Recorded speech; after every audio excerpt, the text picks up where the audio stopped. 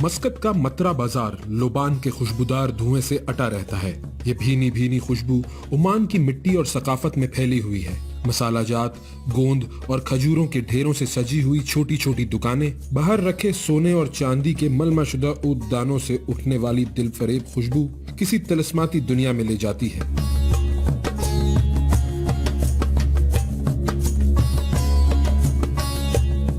شاید اس کی وجہ سامری جادوگر کا کوئی سحر ہو۔ سامری جادوگر حضرت موسیٰ اور فرعون کے زمانے میں مشہور ساحر تھا، جس نے حضرت موسیٰ علیہ السلام کی قوم کو بچڑے کی پوجا پر لگا دیا۔ قرآن پاک میں 3 جگہوں پر سامری جادوگر کا ذکر آیا ہے۔ مشہور ہے کہ سامری جادوگر انسانوں کو پرندے بنا کر اڑا سکتا تھا، جانوروں کو زبان عطا کر سکتا تھا اور سونے کے بچڑے کو جاندار بنا سکتا تھا۔ سامری کے ساحرانہ کمال کو آج تک تسلیم کیا جاتا ہے۔ اس کا تعلق عمان سے تھا اور یہیں پر اس کی قبر موجود ہے۔ کہا جاتا ہے کہ زمانہ قدیم میں لوبان اور سونے کی قیمت برابر تھی۔ سونا، لوبان اور خوشبودار گوند وہ 3 چیزیں ہیں جو بچپن میں حضرت عیسیٰ علیہ السلام کو تحفے میں دی گئی تھیں۔ اس لیے لوبان طبی فوائد کے ساتھ مذہبی اہمیت کا بھی حامل ہے۔ لوبان دراصل جھاڑی نما درخت سے حاصل کی جانے والی گوند ہے، جسے خوراک، علاج اور خوشبو کے لیے جلا کر استعمال کیا جاتا ہے۔ عمان کو اگر سلطنت لوبان کہا جائے تو غلط نہ ہوگا۔ سلطنت عمان کے صوبے ظفار میں واقع پہاڑی سلسلہ دنیا میں لوبان کی بہترین پیداوار کے لیے مشہور ہے۔ یہاں کا لوبان پوری دنیا میں برآمد کیا جاتا ہے۔ قدیم زمانے میں عمان کی سمہرم بندرگاہ لوبان کی برآمد کا مرکز تھی۔ اسی بندرگاہ کے قریب ایک قدیم شہر کے باقیات ہیں، جسے یونیسکو نے ورلڈ ہیریٹیج سائٹ میں شامل کیا ہے۔ کہا جاتا ہے کہ یہ ملکہ بلقیس کا شہر ہے۔ ملکہ بلقیس حضرت سلیمان علیہ السلام کی ہم عصر تھی۔ قرآن پاک میں اس کا نام لیے بغیر ذکر آیا ہے، جبکہ انجیل میں اسے ملکہ بلقیس کے نام سے لکھا گیا ہے۔ ملکہ بلقیس کو حضرت سلیمان علیہ السلام نے اسلام کی دعوت دی۔ اس نے پہلے آپ کو آزمایا اور پھر آپ کے پاس آ کر ایمان لانے کا فیصلہ کیا۔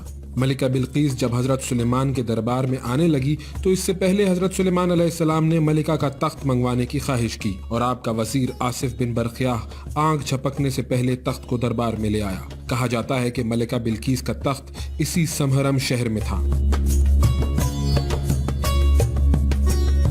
عمان کے علاقے سلالہ میں ایک معجزانہ تجربے سے گزرنے کے لیے لوگ دور دور سے یہاں آتے ہیں۔ اس مقام پر واقع ڈھلوانی سڑک کی خوبی یہ ہے کہ یہاں گاڑیاں خود بخود اوپر کی جانب چڑھنا شروع ہو جاتی ہیں، یہاں تک کہ پانی بھی اگر زمین پر ڈالا جائے تو پانی نیچے کے بجائے اوپر کی جانب بہنے لگتا ہے۔ روایت ہے کہ سلالہ صدیوں پرانا ہے۔ 3 پیغمبروں کا تعلق اسی سرزمین سے بتایا جاتا ہے۔ حضرت عمران علیہ السلام اور حضرت ایوب علیہ السلام کی قبریں سلالہ میں ہیں، جبکہ حضرت صالح علیہ السلام کی اونٹنی کے قدموں کے نشان اب تک اس شہر میں محفوظ ہیں۔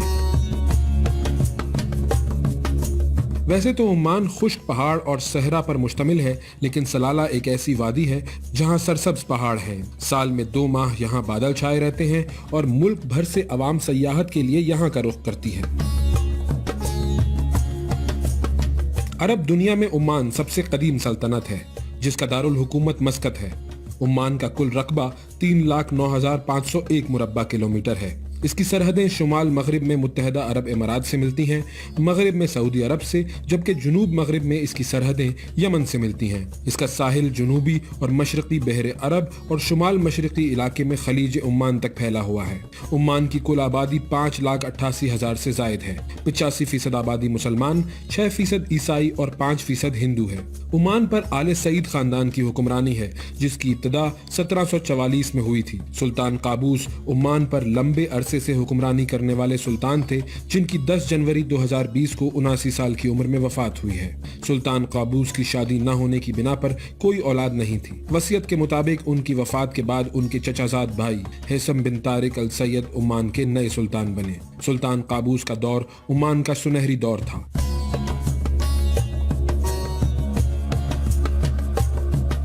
سلطان قابوس نے تیل کی دولت کا استعمال کرتے ہوئے عمان کو ترقی کی راہ پر گامزن کیا۔ وہ اپنی غیر جانبدارانہ خارجہ پالیسی کی وجہ سے مشہور تھے۔ عمان میں گاڑیوں کے ہارن بجانے پر پابندی ہے، یہاں تک کہ کوئی انتہائی ایمرجنسی ہو۔ عمان میں کرائم ریٹ نہ ہونے کے برابر ہے۔ عمان میں زیادہ تر عمارتوں پر سفید رنگ کیا جاتا ہے۔ دارالحکومت مسقط میں ساحل سمندر پر صحرائی پس منظر میں سفید عمارتیں اجلے پھولوں کی طرح نظر آتی ہیں۔ عمان کے لوگ گھوڑوں سے بہت محبت کرتے ہیں۔ عمانی گھوڑے پوری دنیا میں مشہور ہیں۔ इस वक्त घोड़ों की आला तरीन नस्ल ओमान में अफजाइश पाती है। दुनिया भर में ओमान से बेहतरीन नस्ल के घोड़े बरामद किए जाते हैं।